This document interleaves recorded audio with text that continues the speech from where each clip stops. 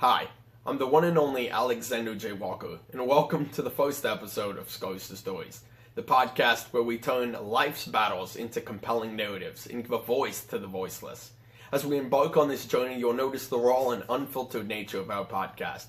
With limited equipment and resources, we're embarking and embracing the authenticity that comes with the beginning of a new adventure.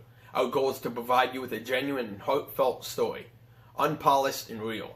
Today, we bring you a story that both is relatable and inspiring. Our guest embodies the everyday Southern American, navigating life's rugged terrain with enthusiasm and resilience. He's your average guy, the kind you'd pass by on the street without a second glance. But beneath the surface, he harbors a dream of becoming something more. Despite losing family members, having his children taken away, and never finding stable living conditions, he always keeps a big smile on his face and an enthusiastic personality. And he can get quite crazy at times. The raw beginning of this podcast mirrors our guest's own story, and yours too, of starting from nothing and striving to become more. Both represent new beginnings and a change to transform hardships into something meaningful. Let's uncover the scars that tell a story. Tune in, listen closely, and be inspired. Now give it up for Craig Lord. Let's turn these scars into stories together.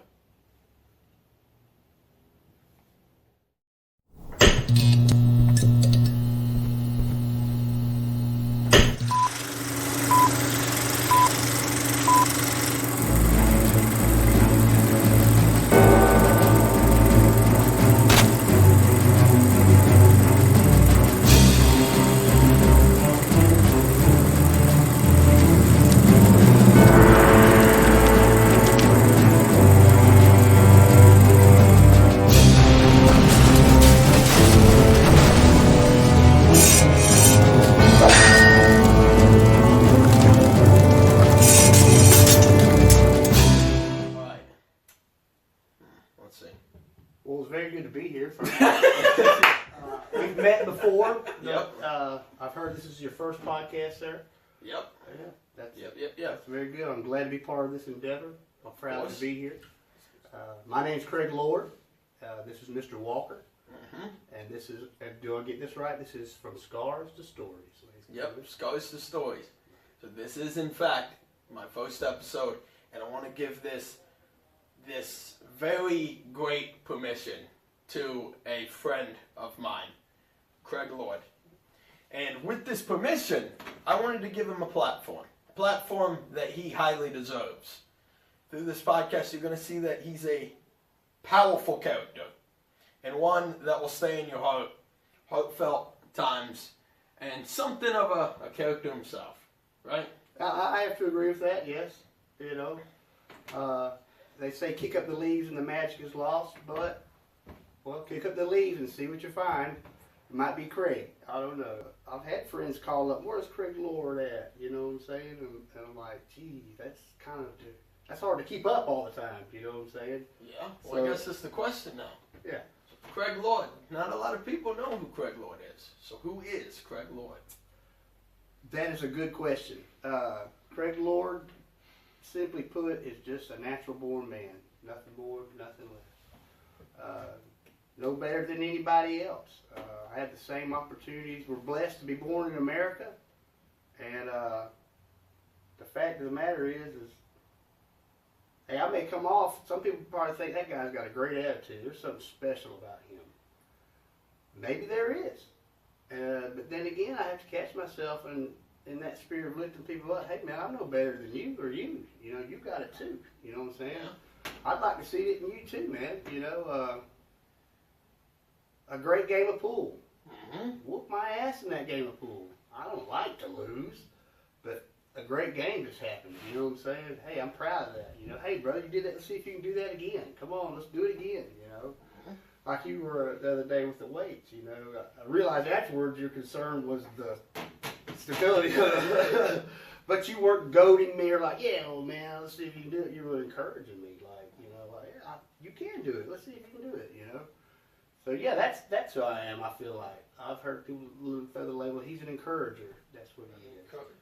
A helper, you know, and used to be an actual union title of mine. He would come up and say, "Man, do you mind helping me?"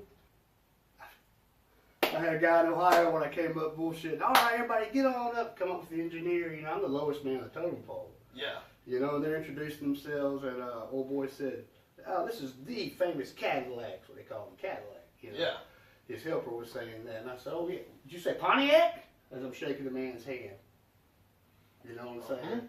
And poor old dude thinks he's a Cadillac, is what Pontiac is. Yeah, yeah. So, right. And he got it, you know what I'm saying? So he said later on, he's like, "You know, boy, when I first met you, I thought you were somebody." And now I just realized. Saying this to you? Yeah, yeah. Okay. Now, this is what they call the pipe man on the job, the guy that decides, you know, what all the laborers do. He's like one of the head foremen. And I got out with the engineer. And the engineer is basically the man who is God on the job. He writes out every measurement to what happens, right? And so if I'm running with the engineer, they thought I was somebody when I hopped down. "Everybody get out of the way, and you do this, and you do that." And, you know, later on he said, "And to find out you're just a damn mantle head," which was the lowest man on the totem pole of all 300 guys out there. So, but at the same time, like he said, you know, he said, "You came out acting like you were somebody, but you are." He said, "Even though your position is basically nothing, you know, but the job can't get done without the nothings, you know." So Yeah. that's what I'm nothing at the same time. I'm aware of it. Yeah, you got to be a little bit of a space monkey in order to know what space is like. They got to be the test monkey, Yeah, right? a little test monkey. I hate to be the test monkey, but somebody's got to do it. So, you informed about the podcast. You were already all hyped. What is the Craig Lord morning routine? I'm interested in knowing what that's like. It goes different from winter to summer. Oh, what's that like? I would say winter is almost a battle of, like most folks, "Oh, dear God, do I even want to get up out of bed? Oh, it's so cold." My balls might freeze off, though. Yes. Yeah. Yes, literally. Obviously, it depends on what I've done with my socks during the night and how busy they were. Yeah, okay. Yeah. That being said, in the wintertime, it's usually preparing to get warm. You know what I'm saying? Plenty of that with the sock, right? Oh, yeah. Honestly.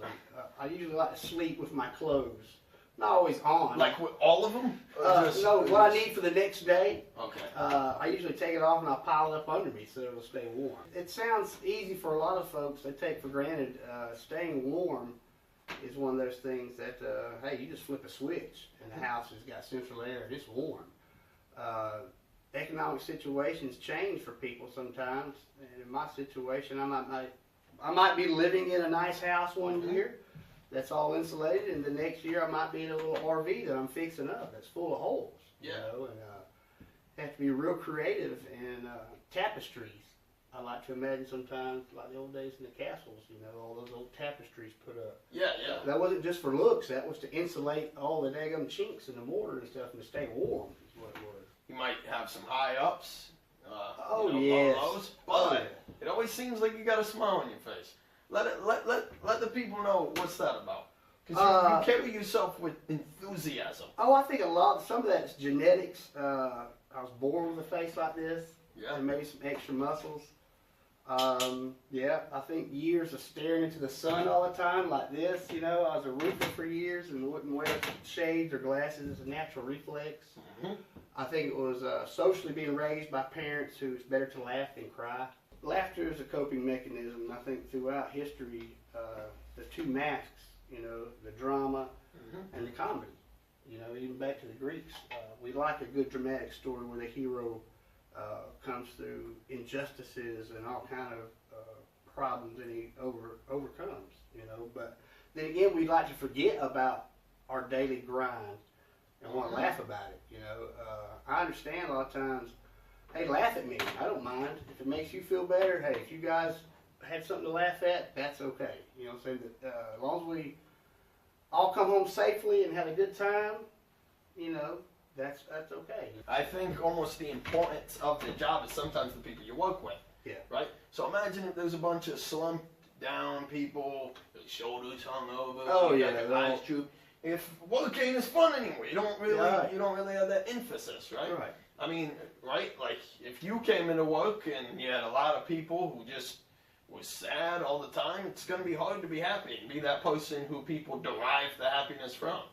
I've come to realize that a morale officer, I've literally heard people say throughout the years, I would hire him just for the morale of the crew. Yeah. And I think maybe that's just something that's developed through the years of growing up. That my dad was a worker, always has working, and we didn't get paid for it, whether we liked it or not. Couldn't just tear up the tool we were using. That wouldn't make the job end. It would just make the job harder. Yeah. So you might as well laugh about it and carry on and enjoy yourself, while you can. And as you get older and become an adult, it's like, hey, I got to do this to make money. Well, I might as well enjoy myself. But at the same time, you have to take yourself a little seriously and realize if it was that easy, then they would call it a paid vacation, not a job. Yeah, you know what I mean? It's a job. That's true. And I'm not here to make friends, but, at the same time, when I've said that before, and I'm going to be serious in this job, I'm not here for friends. I'm making the best friends I ever had. Yeah. And no, not everything has to be a joke. That's for sure. And there's a time for that. Just a smile on your face, sometimes, like I literally told somebody the other day, tell me it's going to be all right. No, I ain't going to lie to you. Well, lie to me, darling. Lie to me, tell me it's going to be all right. I want to hear somebody say that. Sometimes it's that reassurance. Yeah, because even the clown needs that every now and then, He every now and then he needs to hear, I guess for me, hearing mother's voice or your sister's voice or some feminine voice saying it's going to be all right. It's going to be all right. Yeah. And there's really nothing wrong. You're just frustrated, your hands are hurt, it's cold, and you're the one that's telling everybody else all the time, it's all right. It's, when she said, it is going to be all right. I'll lie to you, it's going to be all right. It's going to be all right. It was all right. Well, with the reassurance, and you're talking about, having your mom raise you a certain way. So let's deep dive into some of your childhood real quick. Okay. So, growing up, and where you grew up, how you grew up, did that affect you? And who you became and who you are? I think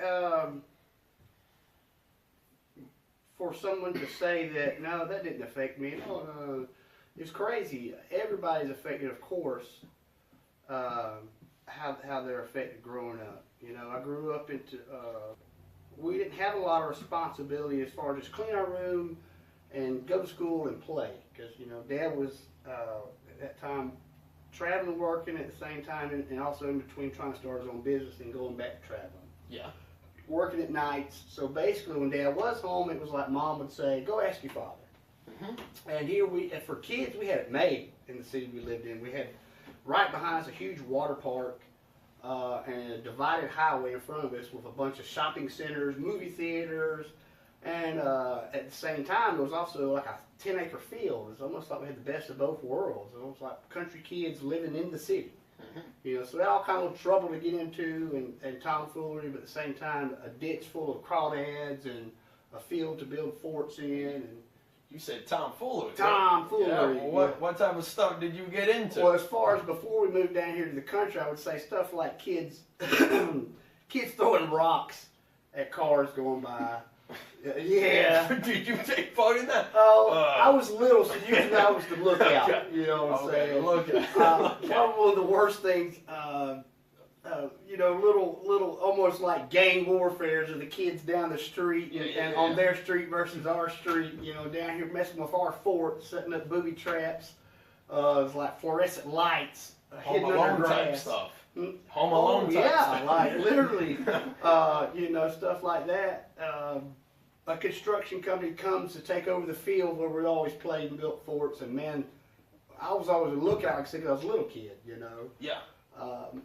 My worst transgression would be I was a pyromaniac. Oh, I would start a little fire, and then next thing you know, the whole churchyard over there would be on fire. Me and my buddy would be down in the gutters because the gutters weren't complete that time in Dothan. Uh-huh. Sometimes they were open. You could walk up into them. They'd be 6-foot pipes. Yeah. And grass growing down in there. And, one of us usually had a lighter that we stole from somewhere. Reach up there and burn the weed, and it would literally climb out. We set like 2 blocks on fire one time in Dothan. 2 blocks? Well, by then I just burned enough stuff. I done burned enough stuff accidentally. We didn't mean to. It was always just starting a little fire. And then, I remember one of my earliest memories is running back to the house and as a kid and trying to fill up a bucket. as a kid, I can remember enough that I was probably the bucket seemed like it was half as tall as I was. Okay. So I'm sitting there filling it up, and the fire's getting bigger and bigger over there. You know what I'm saying? And it's filling up, and I'm like, I can't carry it. So I pour it out, and then fill it halfway up, and it's getting bigger and bigger, and halfway I wasn't strong enough to carry it. So here I am. So that had happened enough times that by the time me and my friend accidentally set the median of the circle on fire, we come back out of the gutter, and oh my God, you know, here's Mama coming across the field like Oprah Winfrey, you know, serious, son. Yeah. And I'm like, Mama, somebody set the median on fire. And she's next to me, I know, boy, you know. Mama wasn't bad about physically whooping us back then, but she whooped my ass that day for sure. So we were the worst kids, I would say. I mean, now it's not like you were filling up that bucket with gasoline, right? No. Oh, okay. No. Now is this a no like wink wink type thing? A what? Well, is this like a no wink wink type thing? No. Literally, I was a little kid. I wasn't pouring gas on the fire. Okay. It literally always was like I was just starting a little fire. And just, you know, the irresponsibility of a child not knowing how to do that, you know, and having stole a box of matches from somewhere, and it would just get out of control. Were you a rebel? Rebellious? Oh, Yeah. rebellion in my heart. Rebellion in my heart, my father used to always say. So, I never intentionally tried to create trouble. Was I rebellious in the fact that... for me, rebellion as a teenager later would be, well, son, you know your father wouldn't want you. Mom, don't say that. You're just embarrassed. Yeah. You know, Dad would tell me that, hey, stand up for yourself. If there wasn't a rebel in every group, we'd still be paying pound to the queens. You know what I'm saying? We wouldn't even have what we have now. So, yeah, rebellious. Kind of, at the same time, no, I like to follow rules. I understand we're a society of rules and authority. Is there any particular law or rule I'm against? I don't think that there's any rules that we have in effect now that stop anything. It says in the Constitution, the pursuit of happiness. But at the same time, at the municipal level, you have to have civil, I was always for civil, what do they call it, civil marriages or civil unions, you know, because, hey, whether personally or I'm against lesbianism or being homosexual, hey, those two people loved each other and took care of each other for 30, 40 years. And now you're saying because of a tradition and a law is written between man and woman that there's no way for this person's mate to take care of their dying business and their dying wishes. That's not right. Yeah. So, yeah, for that, municipal government is where it's at, folks. If you really want to get involved in the government, the federal government's going to do whatever they're going to do. They're basically out of our reach on a personal level. Now, vote by vote, can we do something about that? Yeah, if you do something at the municipal level, at the local level is where it starts. The municipal level and then the state level. And then, of course, the federal government. If all the states get together, then the federal government will come into alignment or either say, and cut your funding off, one or the other. Yeah. You know, one or the other. Second Amendment, you know, when it comes to our rights to carry guns and this, that, and the other, I think I've even expressed this online years ago. What are we willing to give up as far as our freedoms, as far as personal invasion and for safety? Yeah. Because, hey, this person had a history of this mental illness and this, that, and the other, but yet they were allowed to buy guns because they didn't have a marker, they didn't have a crime. You know what I'm saying? Yeah.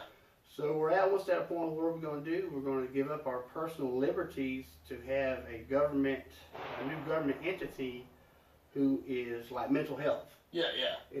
We're at a point where mental health needs to take over civil liabilities like that. Mm-hmm. You know, are we willing to give up certain personal freedoms to be literally classified, almost like they do in communist nations? You know. So no, there's nothing that stands out that, hey, I think literally we're at a point of such freedoms and luxuries in America. We're so spoiled that people are willing to jump up and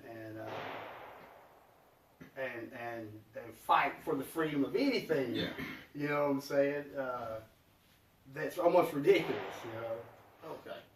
Well, we touched up on some of your childhood, then we went into your teenage years. What about the stuff that, you know, people wouldn't know about you? You got some, because I know we've talked before the interview about, you know, you having some stuff that, you know, really put you down and being able to overcome that. Oh, okay. Well, I mean, in life, Lord, I'm 40, almost 50 years old. And I used to say, you know, in late 30s and 40s that, hey, man, if you ain't had something happen by now to you that's bad, then you've been living under a rock, or you've been really blessed. Yeah.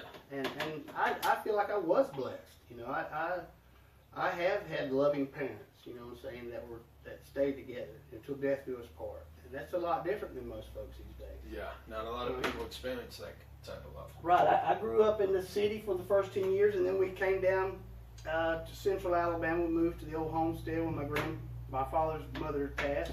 Yeah. And that was almost like culture shock, going from the city to like remote woods. And so, I know what that's like. yeah, yes, it is. It is kind of a culture shock. Of course, that was at 9 or 10, so I got used to it. And then I had a happy teenagehood. You know, nothing really bad happened. Like I said, now, I mean, hey, we got whooped. When you get beat on, you know, I didn't have everything. Yeah. You know, that I was wanting. Hand-me-downs, I mean, you know, but I felt love from my folks.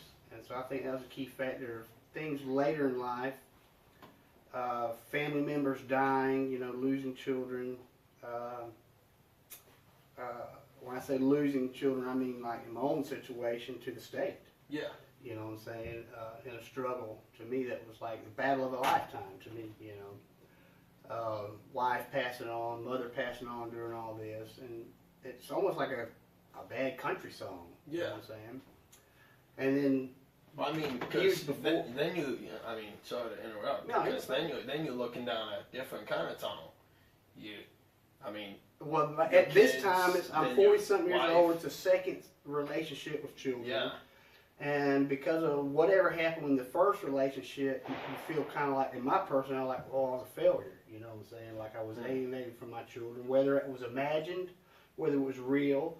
I basically gave into it and wound up moving off with this other woman, not trying to get further from my kids at the time. So it was almost like, well, here's another chance for redemption. You know what I'm saying? Hey, I'm all for it. You know what I'm saying? And then things happened where in your control and beyond your control. You know, I'm a big believer in the system at the time, and like, hey, maybe we do need help. You know what I'm saying? And at that time, we were living in East Florida. Her father had cancer, basically was chemotherapy, just barely getting over it. There wasn't we were our own support system. You know, my family's 600 miles away. Of course, they would have helped us if we could be there with them. And so, you know, with what happened was I felt like, okay, this is the way to go, you know. I mean, my wife did need help, I felt like, you know what I'm saying, and I did love her, I wanted to be with her, but there were things I felt she needed help with. And so things got out of control, the laws called, and they you know, family department gets involved, and during that struggle, you have to submit, basically. You're in the system, you have to submit to the rules and authority. You know, looking back, I would like to have said, the way things all worked out, I could have jumped up and took off with the kids and come back to Alabama and been better off. Yeah, that would have been. But probably could have. Probably would have. They would have come up and found out, oh, well, he's got a good family support system here, and he did the right thing. But at the time, you think, well, hey, you know, for me, I didn't know what it's like to not have a mother and father together. And that's what I wanted for my children. For your children. Yeah, and I knew that if I felt like the mother and the woman I was in love with just needed that help. She just needed, it didn't work out, you know, because during that time, hey, you know, mom passes away. You know, then you got brothers going through grief.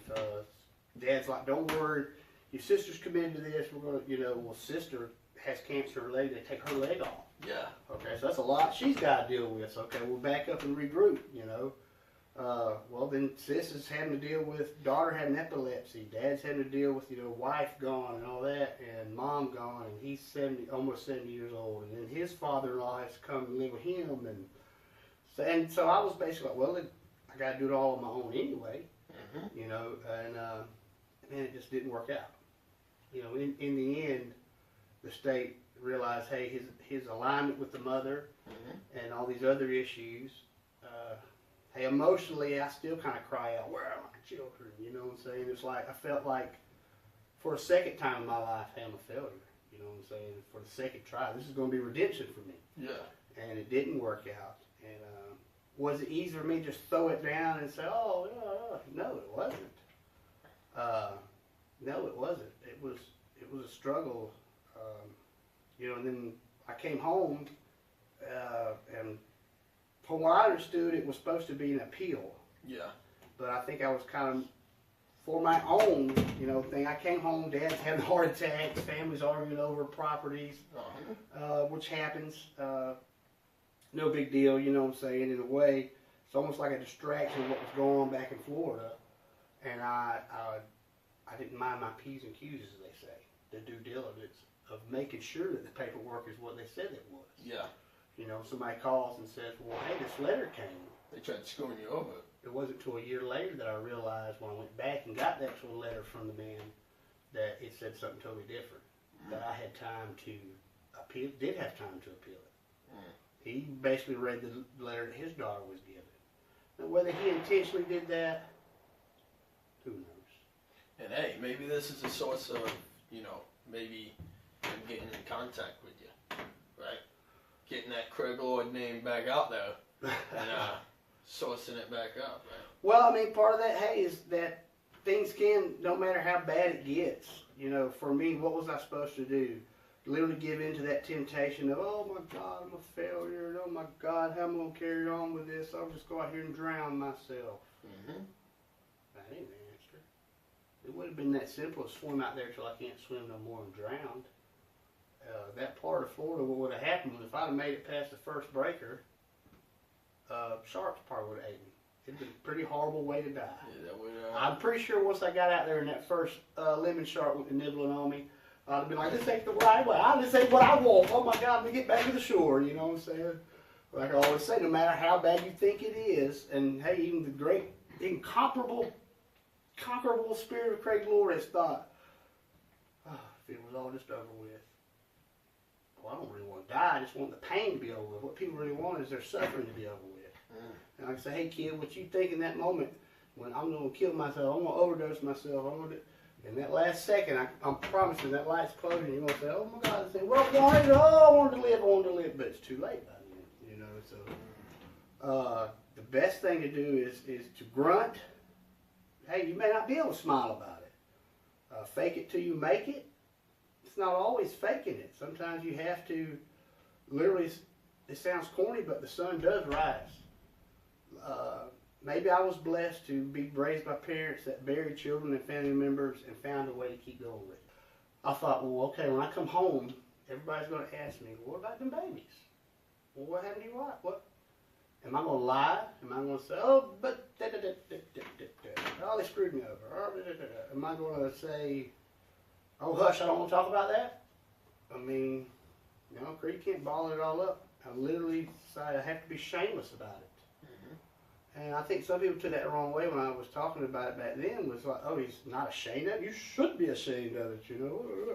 Well, I kind of am, man, in a way. But at the same time, you will cripple yourself with that shame and that guilt. Like I used to tell my kids about fear. Hey, fear's a tool, children. Don't let it lock you up, though. Let the fear come through you and think about it. Why am I afraid of this in this moment? Or you're afraid because that piece of timber is right pointed at you and it's about to fall. Oh, we step this way. Why am I ashamed of this? Well, because I didn't fulfill what I thought I should have fulfilled. Yeah. You know, but yeah, is that weighing on you still today? Or no? Things going on every 3 days almost to almost hours at a time. And thankfully, having a good friend that he almost want to talk about too much. You know what I'm saying? But he got it out of my system. You know what I'm saying? And somebody I could talk to and objectively about it. And at the same time, other people may need to go talk to somebody that's their job, that they can objectively talk about it without being judged, like a father or a brother, and be like, well, you failed us as a family member, you know what I'm saying? So and sometimes it's hard to do that, because you get so caught up with wanting to heal, like people to heal you without shoving it down your mouth. Right. I told you so, I told you so. And it's so hard to find people who do that. Yes. Because they're so biasedly egotistic that they have to give certainty to why you did wrong. In order to make themselves feel better. Right, because sometimes as human beings we're like, I've had friends tell me, well, your family should have jumped in there and helped you more. Why aren't you mad about it? And I would think, well, they had their own lives to live. I can't let that cripple me either in life. I gotta keep going. For me, there wasn't no choice at that time. I gave it my all. I failed. I wasn't good enough for the state. Dude, I can't do anything about my mother passing. I can't do anything about the mother of the children passing. Yeah. You know what I'm saying? I'm not Hades, or whoever that character was that crossed into Hades. You know, that's imaginary. This is reality. The reality is that life, there is still more opportunity. I am still young enough. I still got all my teeth. My feet didn't fail me, and maybe I'm at an age where I'm not able to have children again, but I do have other children who might need me in their life. And if I keep going on, I will get to a point where I enjoy life again. You know what I'm saying? Every day is a task to be accomplished in a way. To me, that's true happiness. Today, you were talking about how, when you were younger, you wanted to grow up and become, what was it, snake handler or something like that? As a teenager, we were kind of jealous of Steve Irwin when he first came out because, almost what I would say, like a animal handler for the Mutual of Omaha. Yeah. You know, would have loved to have been like a safari guide, you know what I'm saying, or a fishing guide, or somebody that did something with wild animals. Yeah. Like Total Man type stuff? I guess it would. This was before, the internet and YouTube and everybody having the potential of being their own show. Yeah. In their own hands on the phone, So that was almost like a dream, and realizing, hey, this is 1 in a million chance, because back then it's a production company, like a Hollywood thing. How they gonna find you and know you? You know what I'm saying? And here it wasn't like urbanized areas of Houston, New Orleans, and Florida and Atlanta, where you have so many city folk invading into animal areas, and how do I deal with these animals? I better call somebody. Here it was like, it's part of life anyway. Why would I call somebody? There's no opportunity for a business, for snake handlers, or somebody come get the hog population, or this, that, and the other, like it kind of is now. We got you to just snatch the snake. Yeah, just call Craig down here and get a guest, right? Yeah. Is that what you wanted to be when you grew up? So when you were younger, what is it that you wanted to be when you grew up? Honestly, and have you touched that realm? That was a joy. That was just a redneck entertainment part of life, and part of want to is, I have to be honest, like when I was a kid, like a lot of other kids, I wanted to be famous. I wanted to be an actor, a writer. I often wrote stories, and me and a friend of mine made little movies and stuff with VHS, and wrote storylines and all the time. Mm-hmm. And so part of that redneck hunting and catching animals, and then there being shows about that went in together. You know what I'm saying? That whether I just wanted to be making stories and movies some way or another. I realized I may not have the look to be an actor or something like that, but to write stories, to make film, to make stories in some ways where I really want to be. Well, sometimes you can be quite dramatic, right? So, are there certain times where you involve some of your dramatics into what you do? Because I see a lot of the time that actor role inside of you. Oh, yes. Because obviously, all the world's a stage. Yeah. And sometimes it's, of course I'm dramatic, and I intend to be dramatic sometimes to make a point to people.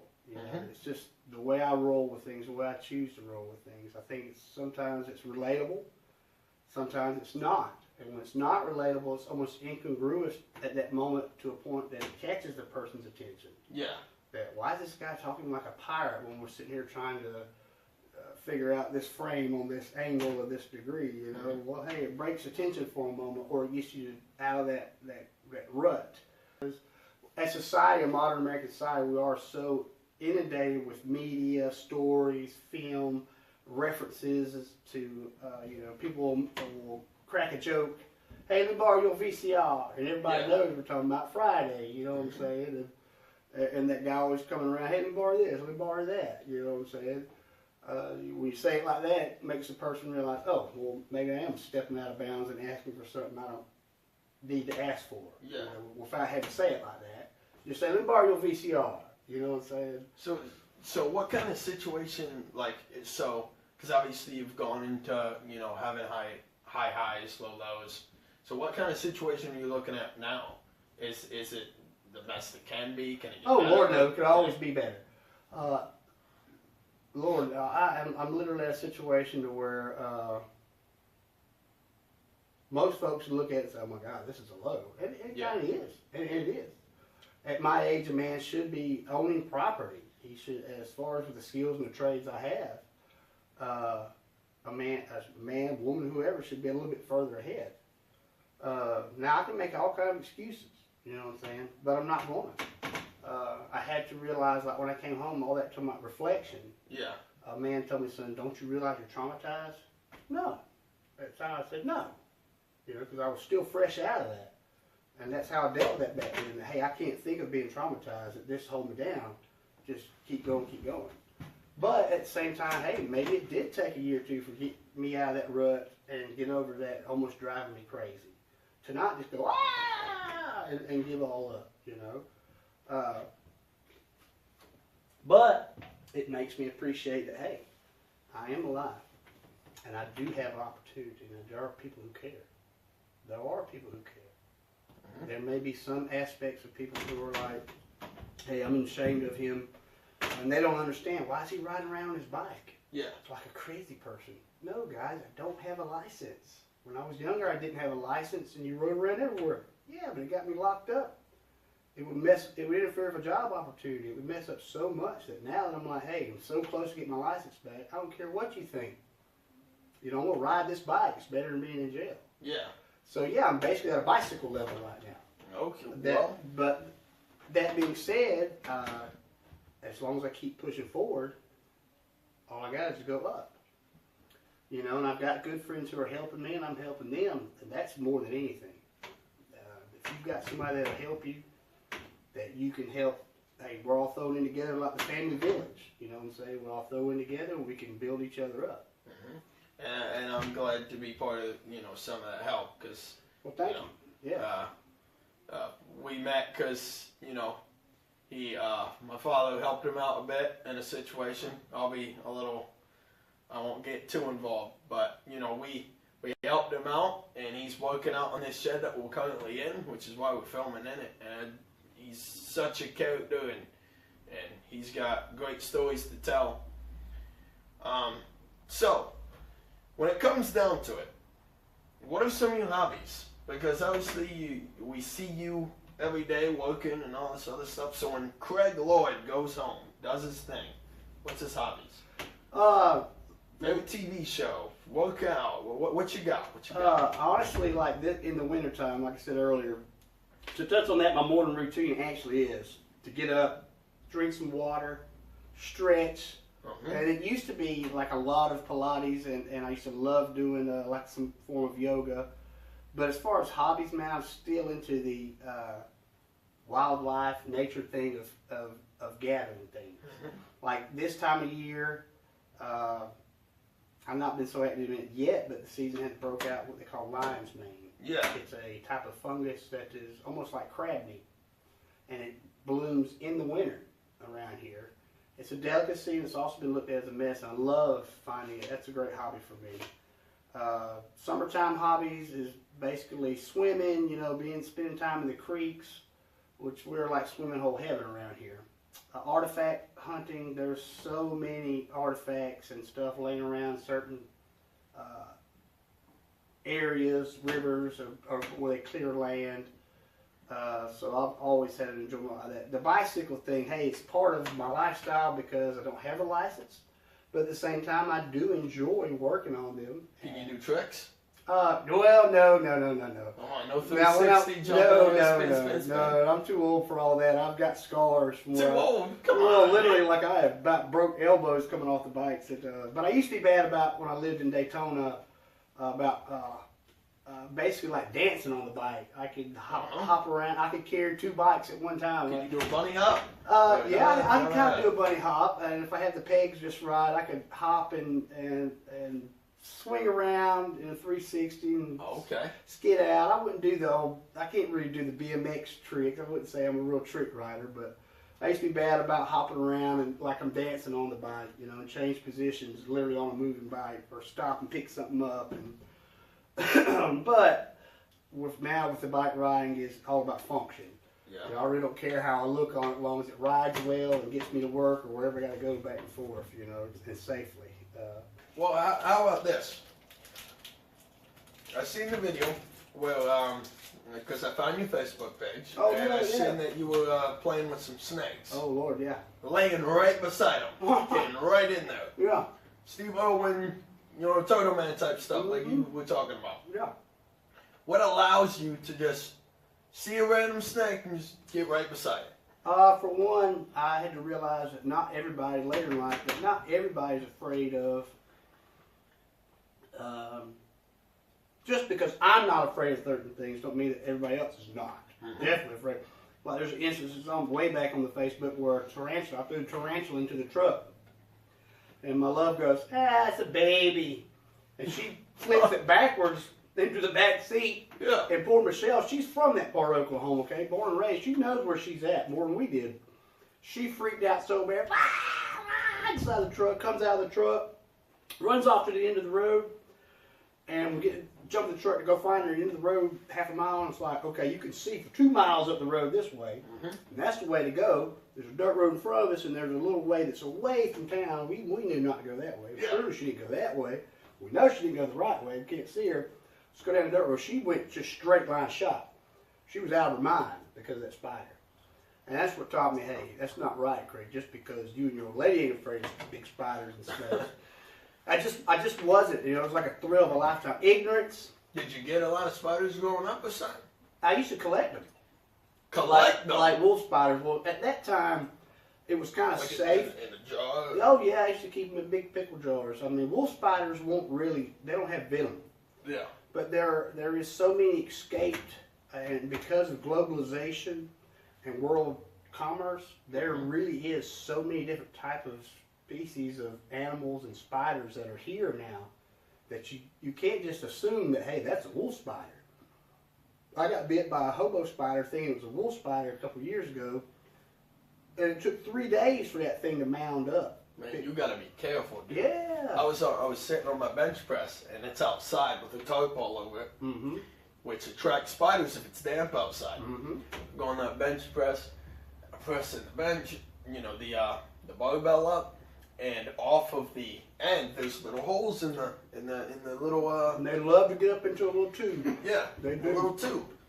And I'm going like this, and just out of nowhere, I see a spider dangling from a web as I'm benching. Yeah. I go to put it above my head like this. When I do that, I try to catch the spider, and as I do that, I cut the web off, and it's on my face. I'm gonna smack it. Couldn't find it. Maybe 2 days later, a big formation on my face. I felt drunk. I'm never drunk in my life. Never, no drugs, no nothing. Let me tell you, it made me feel like I was high. I don't know what that's like, but it made me feel like I was high. It'll damn sure make you drowsy. It'll have you feeling down. It'll rot a spot out in you. I was staring blank holes. It was stiff. I'll tell you, I was literally sitting on the toilet, and I just fell off. Bare butt, sitting up. Family had to come in. It did that. Yeah, there ain't no telling what that was. Took care of it. Boom. Never had the issue again. Right. Now I'm all clean. Yeah, all clean. But yeah, you gotta be careful with the. Yeah, you can't. Like I made a little video, and I don't think I put it online. Just collecting them things. Like I was a kid, like I was just obsessed with critters and catching things. Like I said, we moved out of the city to the country. There wasn't nothing to do. Yeah. There wasn't no cable all of a sudden. There wasn't no satellite. We didn't have a satellite. There wasn't, there wasn't water world behind us, or was it the BMX dirt track, or was it all that stuff to entertain for the city? It was basically just walk around the woods and find animals. So what's your favorite form of entertainment? Because obviously you like collecting. You had the hobby of collecting spiders. You just like that natural. I do love natural stuff. I do love natural stuff like that. But I also love I love playing pool. I forgot how much I love. Yeah, I forgot how much I love to play pool. Okay. And all kinds of pool. Like billiards, like cutthroat. No pocket pool though. 9. Oh, okay, yeah, I forget what that is.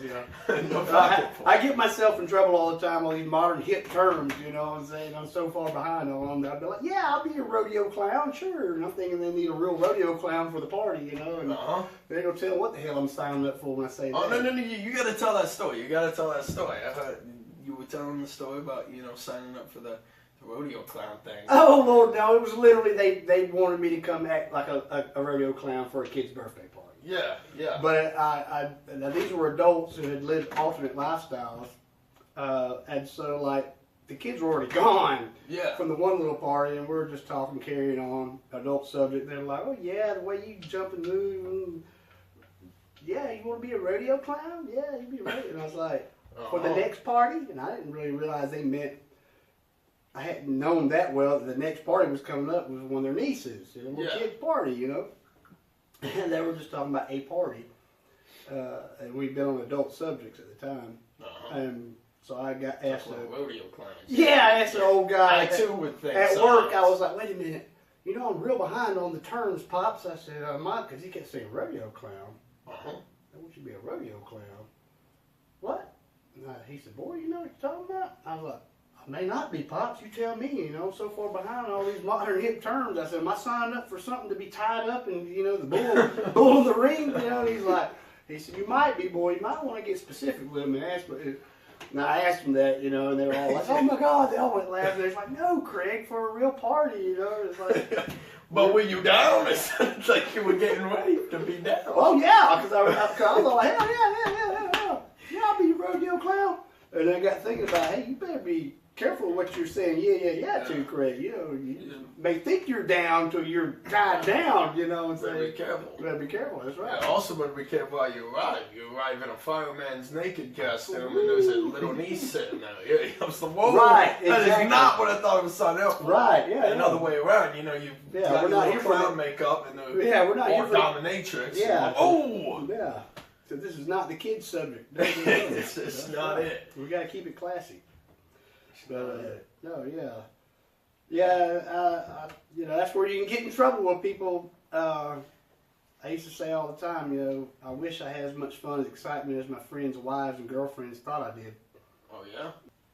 That's part of the issue, too, when you get to be that good time, Charlie. People always imagine, well, I wonder where Craig's off doing right now. They'll believe the most wildest stories. Yeah. Oh, yeah, he's been to a spaceship. Yeah. Yeah, he's a space cadet, So, yeah, he was high when he did that. Oh, yeah, he's off at he's following the Grateful Dead. Surely this would, I was off living in North Carolina working as a roofer.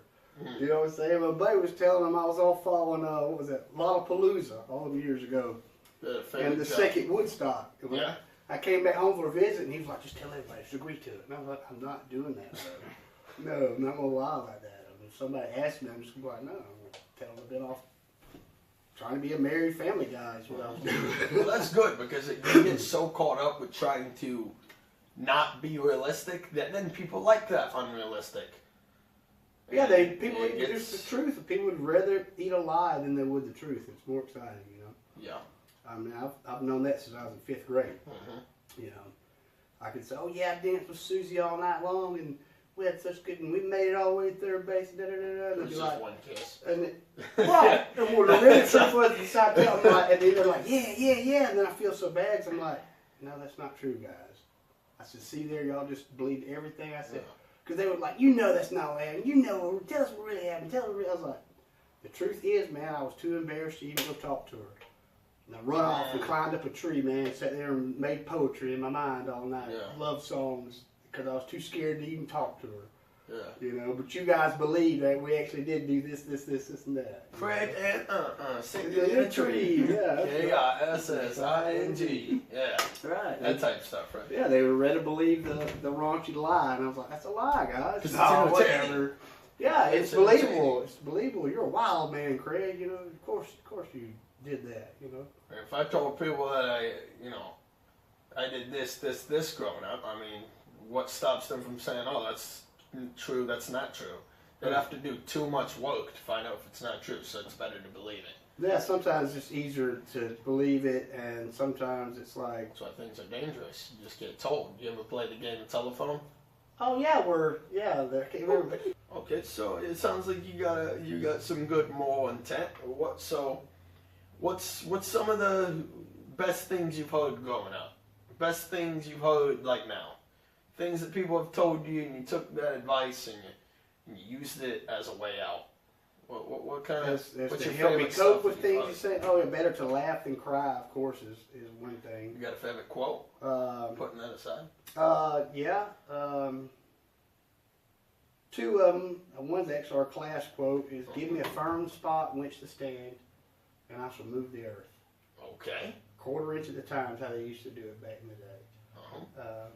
I think if all things line up and you got the right kind of leverage and you're on a firm spot, you know, kind of goes back to emotionally, socially, like, hey, I'm in a spot where I got friends that care and we take care of each other. That's a firm spot. Mm-hmm. Okay, from there I can move my earth. I can move the earth. I can move what I need to do to get where I need to go. I know I used to love to tell people, you know, it's not the Alabama code. I used to say it's the Alabama code, but we the willing, for the ungrateful, have done so much for so long with so little. We now believe absolutely anything is possible with nothing.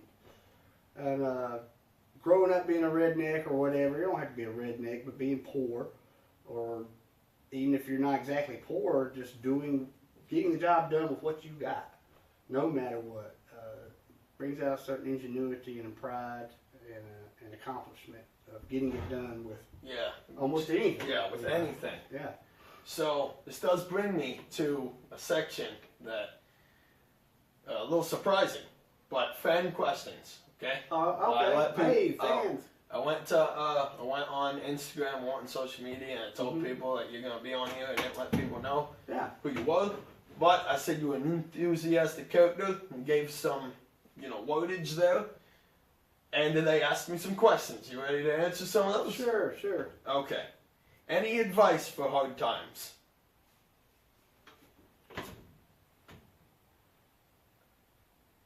Have clean socks. Sounds like a joke, but Clean socks. No test is too hard if you know the material. Uh-huh. And if hard times come, you're not familiar with it, then do know this, that the sun's going to come up tomorrow. If not, then we'll figure out how to live in the moonlight. Powerful. There's always going to be there. It's not always going to be that hard. And it's not a lie to tell yourself it's going to get better. It's going to get better, but you also have to realize that you have to make the effort to make it better. With hard times, it's going to toughen you up a little bit. Yeah. You may have to do without a little bit. You'll find out who really cares. You'll find out what really matters. Like you was talking about the other day, self-centered and selfish. Mm-hmm. You have to realize that it's okay to be self-centered, Yeah. And hard times are necessary, but they're not always going to be hard. But it's not going to happen magically either all the time. You know what I'm saying? Lady Luck ain't going to wash you up, put you in the tub, and say, whoop, kiss you on the head and send you out. Yeah, that's right. It's not always going to happen that way. It might. And if it does, if Lady Luck comes along, honor that. Take it, not just advantage, like a negative connotation, but take advantage of that and roll with it, take advantage of your situation and know that, hey, unless you're literally, even if you're in the street, if you're in the streets somewhere, then you're probably in an urban area where there's work and transportation. Yeah. And humble yourself and go get the help you need. You know what I'm saying? Don't be ashamed. And if you are ashamed, realize I was talking about earlier, why am I ashamed? And change that. Why am I in hard times? Take a hard look at yourself and say, hey, odds are this happened because I let it happen. Mm-hmm. Or I did something to get myself here. And what am I going to do now to get myself out of it? I love that advice. I hope you guys take a lot from that. Yeah. I like it. So the next question is thoughts on Google listening to you. My This thoughts is some on conspiracy Google theory listening stuff. to me, or the fact of Google now able to listen to my thoughts. So Beyond, I mean, we're beyond the fact if people will take the time and the patience to read through all the privacy policy, you would know by now it is not a conspiracy, folks, that it's listening to you. It's been listening to you. It told you from the beginning, we are listening for your advertiser content, to better your advertiser experience. Hell yeah, it's listening. Here's what's scary. If we want to get on conspiracy, a lady told one time, 5G, it's beyond the point. It's reading your mind. Okay, there's a song, your mind is a beautiful flow of colors. Yeah.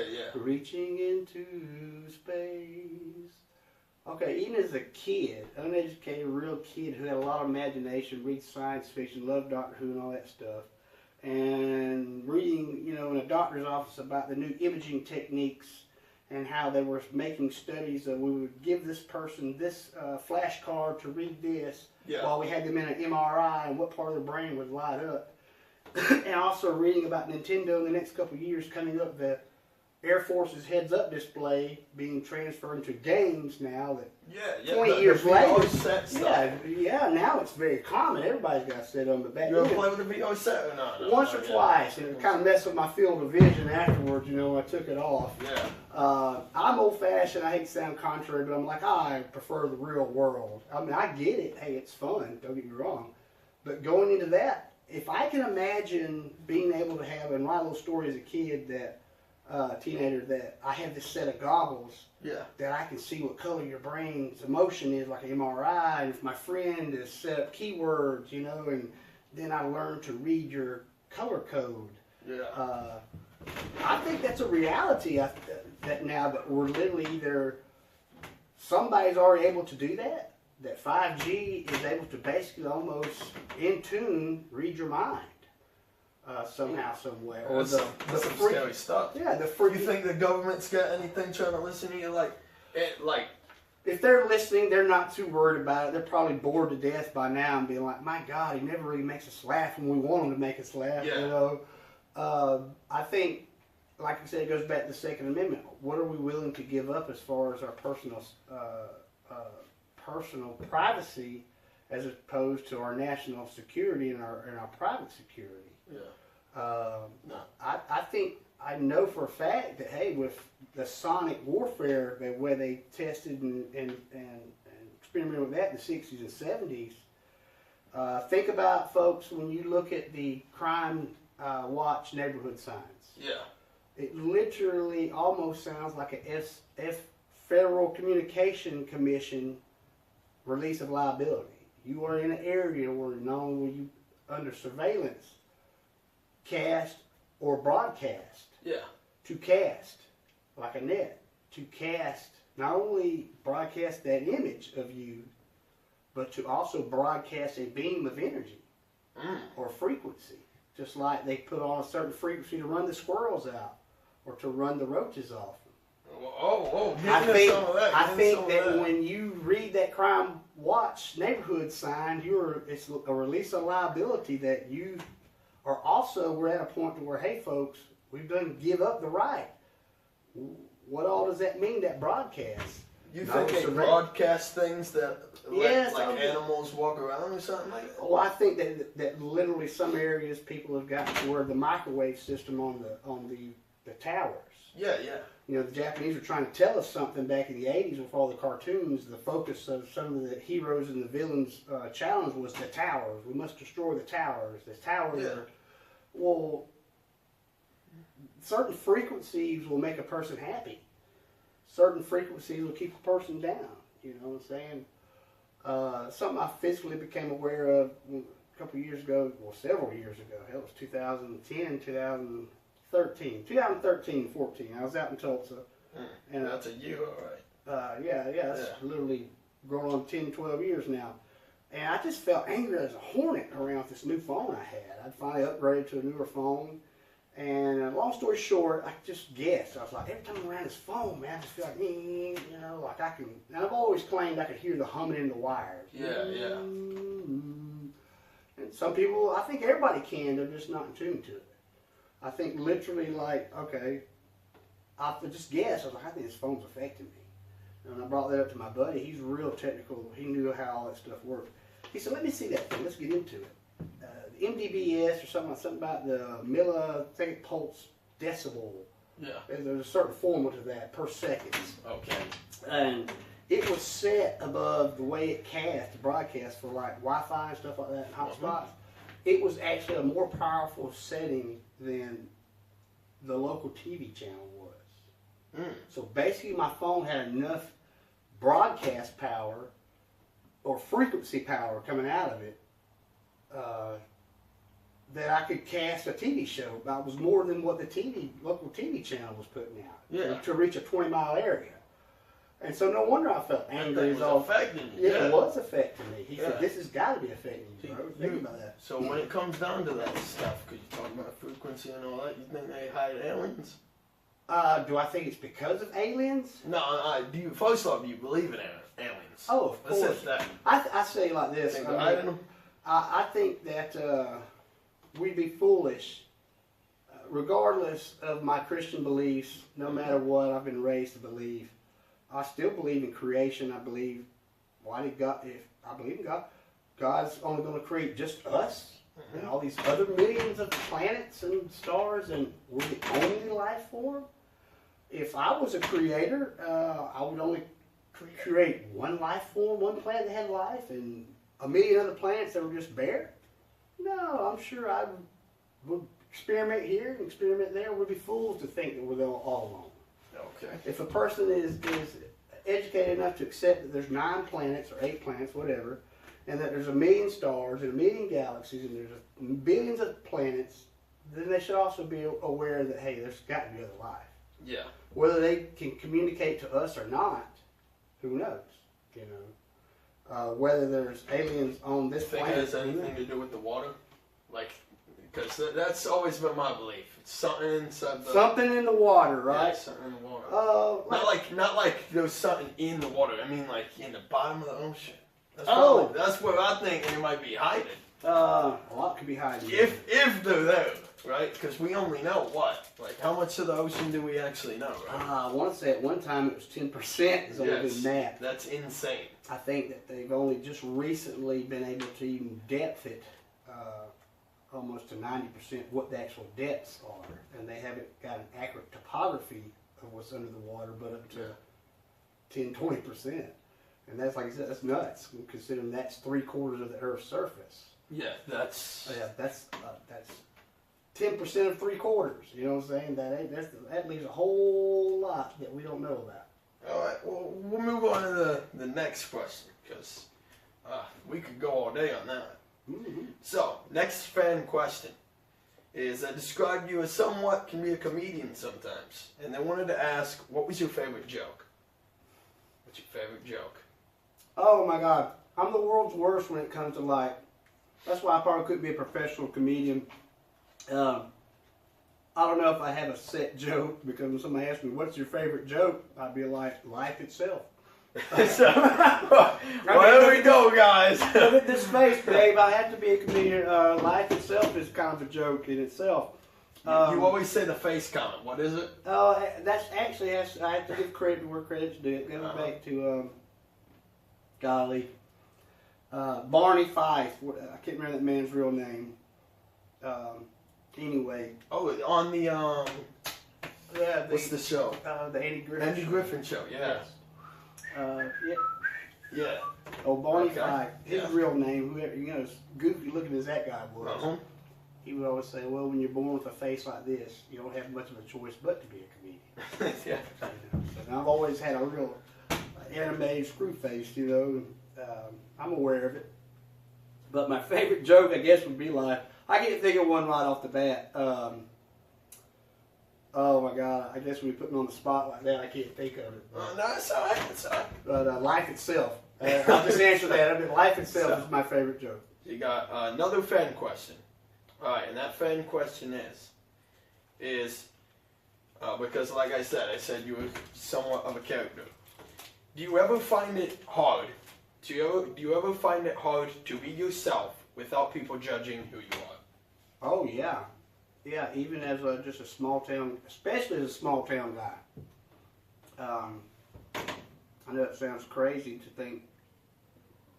It sounds pretentious or arrogant to be like, "Oh, I'm a celebrity in my own little town," but it kind of are. It happens, especially in small towns. You know, people. You stand up for yourself. You stand up for somebody else against the bully, or. And hey, honestly, if you don't stand for something, you fall for anything. That's right. And people see that, and they want to live through you. Like people just tell me, I live through you vicariously, Craig Lord.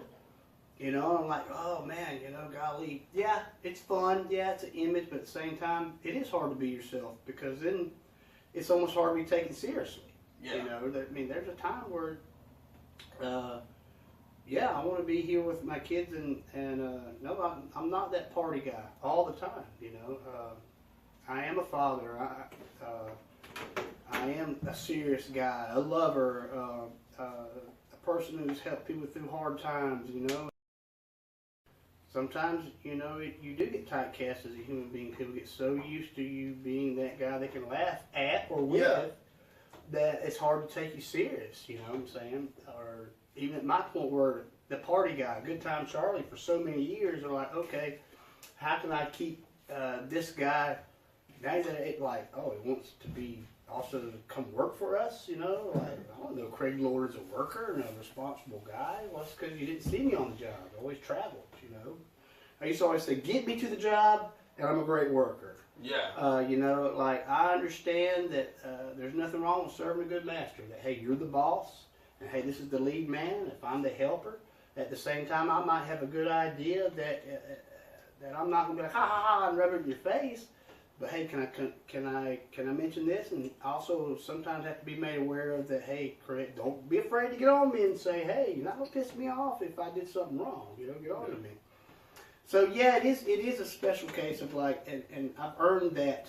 I have to realize that nobody's given me that reputation as that Good Time Charlie, but me.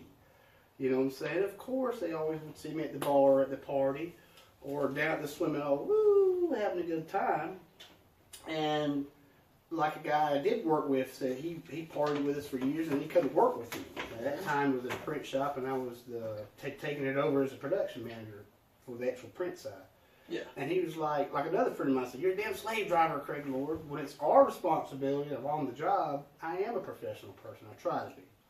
And so for some folk, he's like, you're two different people, you know. Well, yeah, man, when I'm on private life and enjoy myself, but when it's the responsibility time and it's on us, hey, we got to be professional. We got to do the right thing, you know. Well, I certainly hope that people get out of you what I get out of you.